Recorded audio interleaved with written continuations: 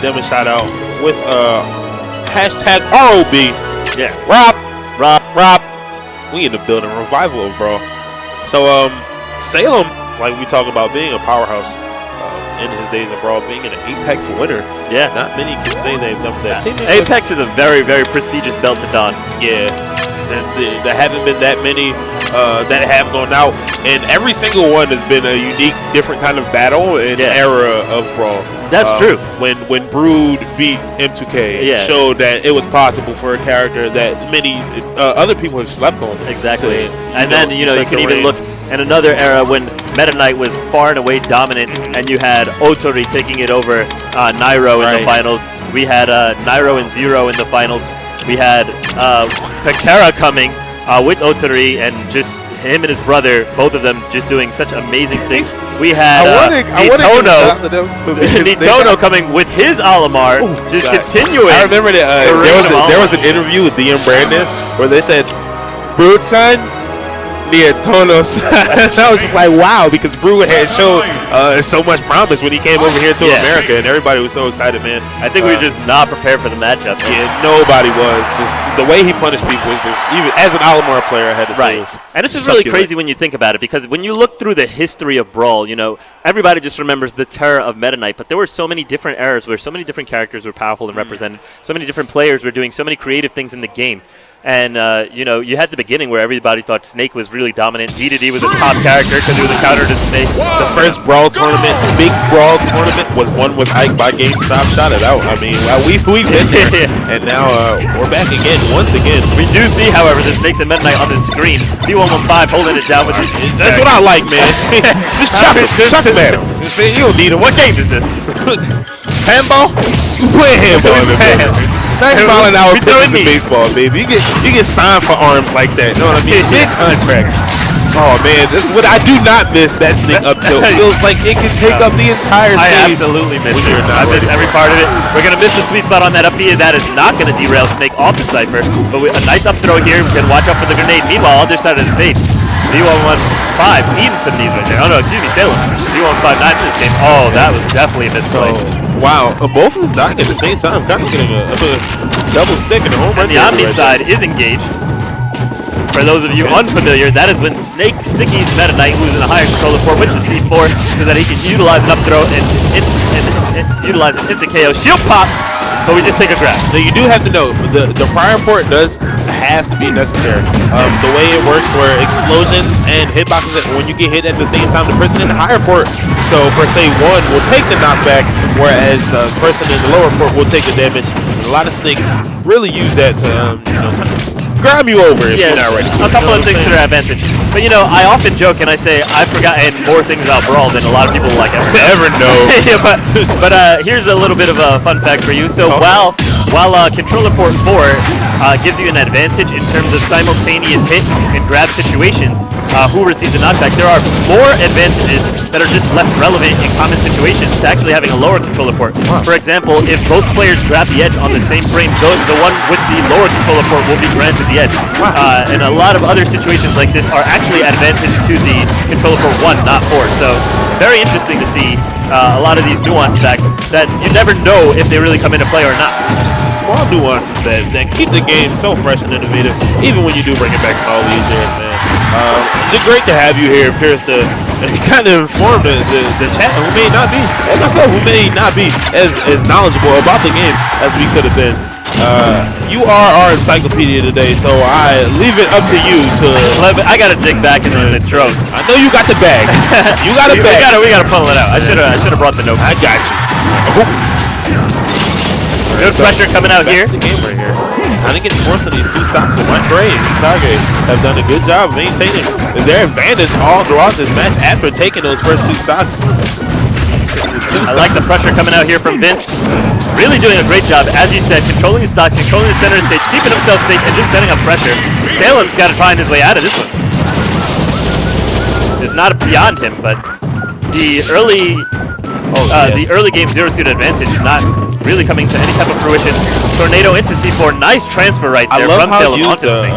Snake right there. He used a reverse hit of dab, kind of just to avoid, instead of an anti-air, sort of an anti-dash.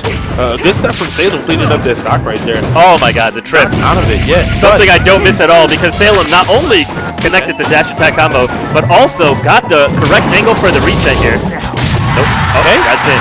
Just getting it switched off. Switching off C4 when you touch another person. It's kind of like tag, but a little bit more deadly.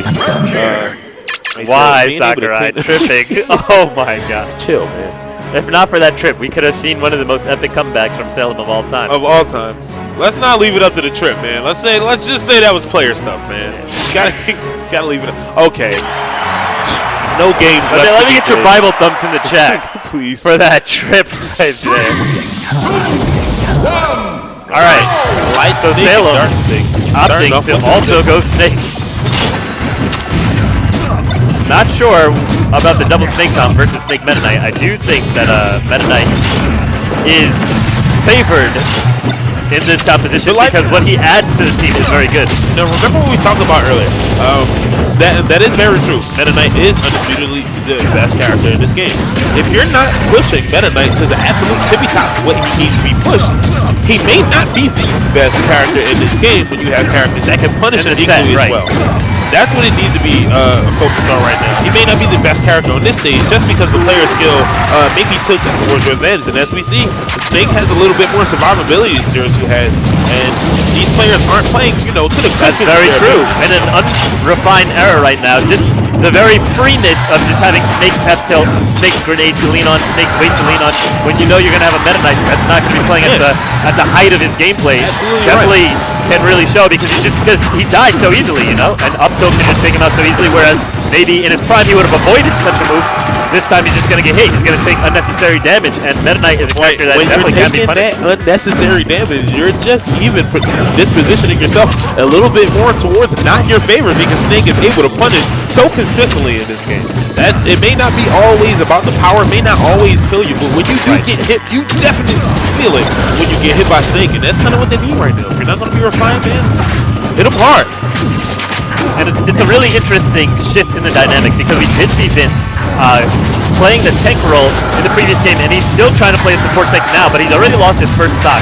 And now you can see he's pulled back his aggression quite significantly. Gets a great edge guard there onto Hinkage. Not what they needed. Salem picked up that stock a little bit earlier than he should have. Right, nice daggers right there. On top of a C4. That one's going to detonate quite soon. I'm wondering if it'll be moved, but I like the pressure there. They forced him back into the air so they could get that upper follow-up. That was really nice positioning from him. And getting the stock advantage for the first time in this game. Good pressure by Salem, but no cover. Right. Straight up to not dying just yet. Holding on to that stock for dear life right now. But the body collision is going to take him out. Beautiful DI by Salem there to make sure he avoided any collateral damage in that high-pressure situation. Getting tossed up by a mock tornado, trying to find his landing. I like how he set off his C4, did not throw out the aerial, just made sure to put his boots on the ground and try and find an opening. Whoa, and catches him air. And sidestepping right there, getting a little bit in towards his head. Recognizing the pattern right there that he's throwing out, kind of getting scared. This is a situation where you rank him as the player error starts coming in when you're not playing that crisp and you're not as sure of yourself as you would be had you been practicing this game as your mainstay. You're nervous. All characters on their last stock. Very tense situation right here. We got both of Red Team's players in the air and lots of grenades on the ground. They do manage to find their way onto the ground, and power shields 4 in a row. Just no one is looking to die. Salem gets blasted up into the air. Grenades, all 4 active. Hope is out of there.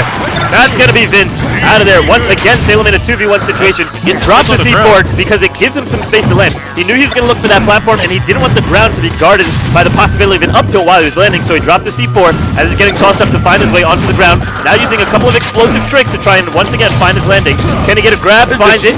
Man. Don't do that. Don't laugh at that man with your silly Meta Knight tricks, man. He is putting in an honest effort. Hardman's Ridiculous work that was right there. I don't think Salem was not expecting enough. to die to that one. I certainly wasn't. He could have used his jump to survive, but I think he wanted to save himself to make a reactionary play since there were 2 snakes on that plane. And we ended up seeing not quite that, but instead Salem just drifting right into the blast plane to disrupt MikeRay and or Samuel L. Jackson. Not enough snakes.